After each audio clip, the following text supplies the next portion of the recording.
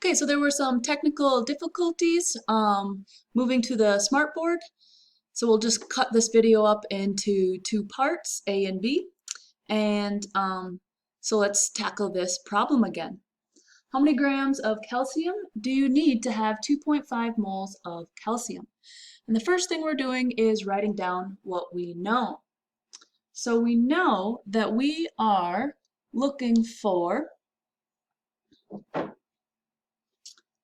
we have 2.5 moles,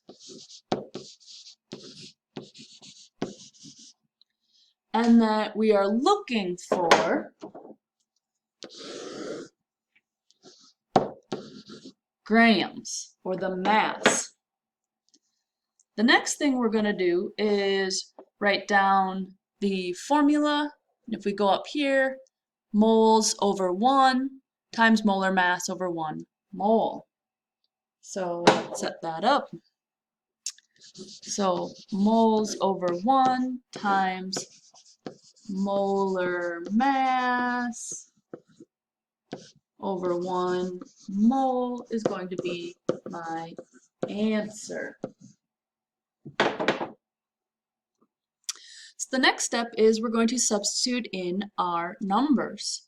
So if you remember, we have 2.50 moles of calcium, and we put that over 1, and then we're going to times it by our molar mass. And so our molar mass is found in the periodic table. So I get out my handy dandy periodic table and I find calcium, and it is 40.078, and what we're always going to do is round to the nearest hundredth, so that would be 40.08. So 40.08, and if we remember, molar mass is in grams over 1 mole, that's going to give me my answer. So now I'm going to cancel some things out. So moles cancels with moles, and then I have 2.5 times 40.08 divided by 1. So I'll grab out my calculator and do that. Okay, so if you got 100.2, you are correct. So 100.2. And if you notice, my mole canceled, and I'm left with the unit grams. So that is my answer. So we did the calculation, and now let's check. So if I have, it says, did I answer the question? How many grams? Yes, indeed, I did answer the question. How many grams? And let's see if our answer makes sense. So I have 2.5 moles, and I know that 1 mole of calcium is 40 grams, roughly 40 grams. So if I had 2 of them, that would be 80 grams, and then another half of a gram would be another 20, so 80 plus 20 is 100. And is my answer around 100? Yes, it is. So we got an answer, and it is reasonable, and that is what the expectations for doing your calculations in chemistry. Not perfection all the time, but getting an answer that makes sense. So I would like you to go through these steps on your own and figure out what is the mass in grams of 3.5 moles of copper. So if you get stuck, make sure you go back and look at what we did. You're going to need a calculator and your periodic table, and I am going to make you write out the problem like this,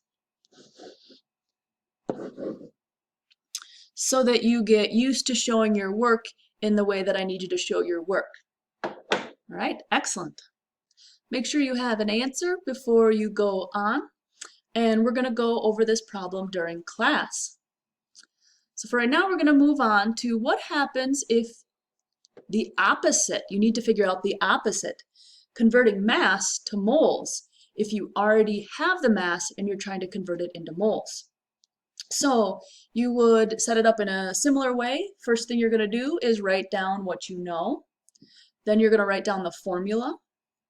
And the formula is mass over 1 times 1 mole over the molar mass is equal to your answer, which is going to be in moles. Then you're going to substitute in your numbers, calculate, and check. I do want you to write these steps out again. I want them to be burned into your brain so that it is second nature as to how to tackle a chemistry problem. So, the problem we're going to do together, how many moles are in 100 grams of sulfur? So the first thing we're going to do is we're going to write down what we know. So we know that we have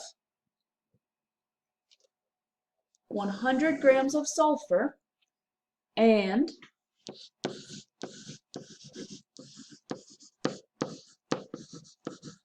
we know that we're looking for how many moles.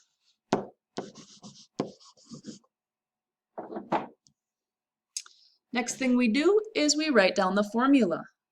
Okay, so I wrote down the formula, mass over 1 times 1 mole over molar mass in grams equals our answer in moles. You don't need to write what's in purple, but you should be writing what we're going over in green, the problem.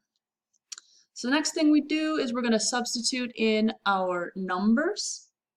So we have 100 grams of sulfur.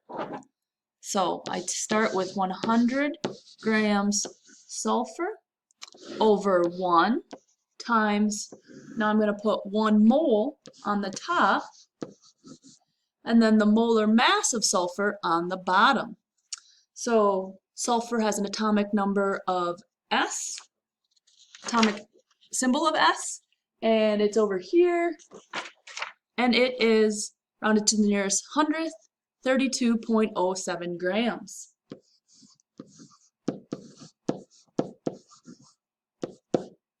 So then I'm going to go through and cancel the units that I can cancel. Grams, grams, and I'm left with moles, which is what I want in my answer. So that's great. That means I set it up correctly. So I have 100 times 1 divided by 1 times 32.07. So basically 100 divided by 32.07. Go ahead and grab out your calculator and get your answer. So if you got 3.12 moles, then you are correct. Next thing we're going to do is calculate, which we did, and check. So let's make sure that we answered the question and that our answer is reasonable. How many moles? Did we answer that? Yeah. Are in 100 grams of sulfur. So we could round 32 up to 33, and we know like 33 plus 33 plus 33 would be 99, which is very close to 100. So 33 would go into 100 3 times, and 32 is a little bit smaller, 100 is a little bit bigger than 99, so 32.07 would go into 100 more than 3 times. And did we get an answer that's around 3 and a little bit bigger? Indeed we did. So good job on solving that problem. Now I would like you to try. A chemist produced 11.99 grams of aluminum. How many moles of aluminum were produced? So please set up the problem like this and make sure you get an answer. Okay, we're going to go over that in class. So make sure you've set up your problem and you have an answer. And then we're going to pause there, and in our next video, we're going to up our game a little bit and we're going to add in Avogadro's number and go from atoms to mass and moles. All right, I'll see you then. Bye.